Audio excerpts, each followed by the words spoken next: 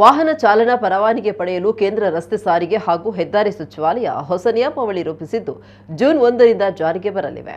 ಹೊಸ ನಿಯಮಗಳ ಪ್ರಕಾರ ವಾಹನ ಚಾಲನಾ ಪರವಾನಗಿ ಪಡೆಯಲು ಇಚ್ಛಿಸುವವರು ಆರ್ಟಿಒ ಕಚೇರಿಗೆ ಹೋಗಿ ವಾಹನ ಚಾಲನೆ ಮಾಡಿ ತೋರಿಸುವ ಅವಶ್ಯಕತೆ ಇಲ್ಲ. ಈ ಟೆಸ್ಟ್ ನಡೆಸುವ ಹೊಣೆಯನ್ನ ಸರ್ಕಾರ ಇನ್ಮುಂದೆ ಖಾಸಗಿ ಡ್ರೈವಿಂಗ್ ಸ್ಕೂಲ್ಗಳಿಗೆ ನೀಡಲಿದೆ. ಸರ್ಕಾರದಿಂದ ಅಧಿಕೃತ ಪರವಾನಗಿ ಪಡೆದ ಖಾಸಗಿ ತರಬೇತಿ ಸಂಸ್ಥೆಗಳಲ್ಲಿ ಕಾರು, ದ್ವಿಚಕ್ರ ವಾಹನ ಅಥವಾ ಇತರ ವಾಹನಗಳ ಚಾಲನೆಯನ್ನ ಕಲಿತು ಅದೇ ಸಂಸ್ಥೆಯ ಅಧಿಕಾರಿಗಳ ಮುಂದೆ ಟೆಸ್ಟ್ ನೀಡಬೇಕು. ಅದರಲ್ಲಿ ಪಾಸ್ ಆದರೆ ಆ ಖಾಸಗಿ ಸಂಸ್ಥೆಯವರೇ ಡ್ರೈವಿಂಗ್ ಲೈಸೆನ್ಸ್ ನೀಡಲಿದ್ದಾರೆ. ಇದರ ಜೊತೆಗೆ ಟ್ರಾಫಿಕ್ ನಿಯಮ ಉಲ್ಲಂಘಿಸುವವರಿಗೆ ವಿಧಿಸಲಾಗ್ತಾ ಇದ್ದ ದಂಡದ ಪ್ರಮಾಣದಲ್ಲೂ ಬದಲಾವಣೆ ಮಾಡಲಾಗಿದೆ. ಅತಿ ವೇಗದ ಚಾಲನೆಗೆ 1,000 ರೂಪಾಯಿನಿಂದ 2,000 ರೂಪಾಯಿವರೆಗೆ ದಂಡ ವಿಧಿಸಲಾಗುತ್ತೆ. ಅಪ್ರಾಪ್ತ ವಯಸ್ಕರು ಕಾರು ಚಲಾಯಿಸಿದ್ರೆ 25,000 ರೂಪಾಯಿ ದಂಡ ವಿಧಿಸುವುದಲ್ಲದೆ ಆ ಕಾರು ಮಾಲಕರ ರಿಜಿಸ್ಟ್ರೇಷನ್ ರದ್ದಾಗಲಿದೆ. ತಪ್ಪಿತಸ್ಥ ಅಪ್ರಾಪ್ತ ವಯಸ್ಕನಿಗೆ 25 ವರ್ಷಗಳವರೆಗೆ ಲೈಸೆನ್ಸ್ ನೀಡಲಾಗುವುದಿಲ್ಲ. ಇದೇ ವೇಳೆ ಖಾಸಗಿ ಡ್ರೈವಿಂಗ್ ಸ್ಕೂಲ್ಗಳಿಗೂ ಹೊಸ ಮಾನದಂಡ ರೂಪಿಸಲಾಗಿದೆ. ಡ್ರೈವಿಂಗ್ ಸ್ಕೂಲ್ಗಳು ಕನಿಷ್ಠ 1 ಎಕರೆ ಭೂಮಿಯನ್ನು ಹೊಂದಿರಬೇಕು. 4 ಚಕ್ರಗಳ ತರಬೇತಿಗೆ 2 ಎಕರೆ ಭೂಮಿ ಬೇಕು.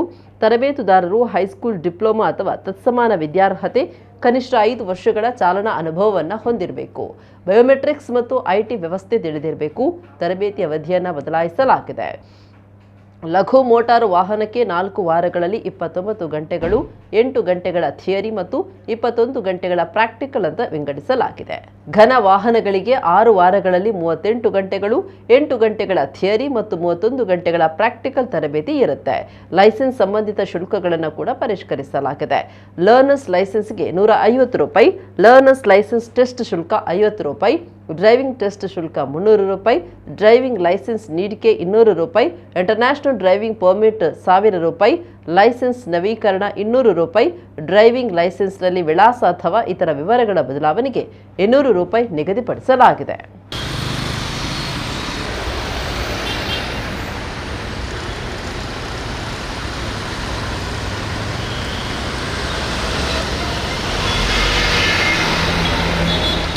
Teman-teman, shoot udah lah, teman-teman.